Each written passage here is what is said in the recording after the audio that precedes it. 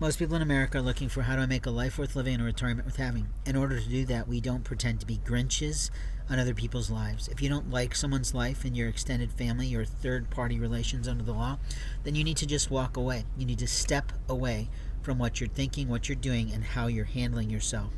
You see, if you can't produce a loving kindness for someone who's a bloodline to you, then that's on your life. We don't need blood-sucking people in our lives, and that's the truth. The Grinch is a great film. It was a great book by Dr. Seuss, but it's been used and abused so many times we don't need to see it again. We need more of the Christmas Carol in a musical form. We need more of that happening right now because we're heading into the season of love in America.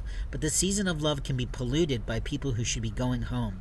I don't know how many times I've tried to say to the politicians in the American Administration Office of the White House, who I suggested they use that White House graphic to, that they need to remove all the students in America that do not have citizenship here. Not even dual citizens should be allowed to stay here.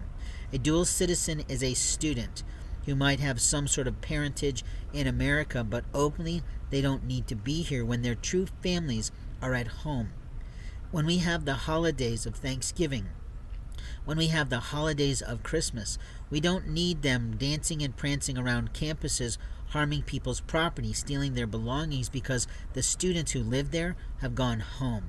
We need American citizens who understand what America is about.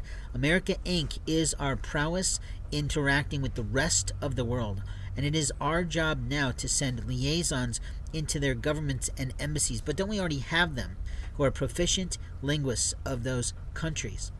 We have sent our students, even some of my Japanese students have gone to Germany to produce their German skills. My student who started with me in Japanese as a young person aged 12 went on to study Chinese proficiently at his high school because they didn't have a good Japanese teacher at that school.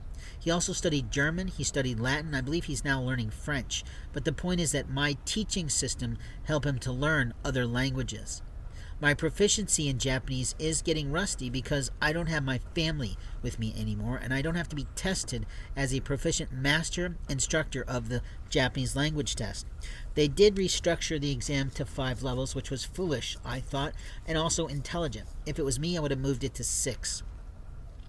6 is a more healthy number. The problem is that 6 is not a number that the Japanese use. 5 is.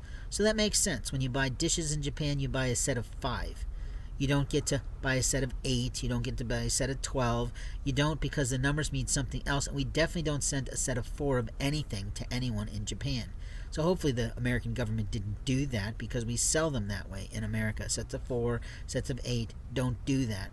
It's saying go die, motherfucker. And that's not wise. In America, we have cultural etiquette, but we have plenty of books on foreign nations that all of our children should be reading all the time, and their teachers should be reading to them about different cultures and different nations. But we don't need other nations' children here who are not mature enough to recognize our laws or even care.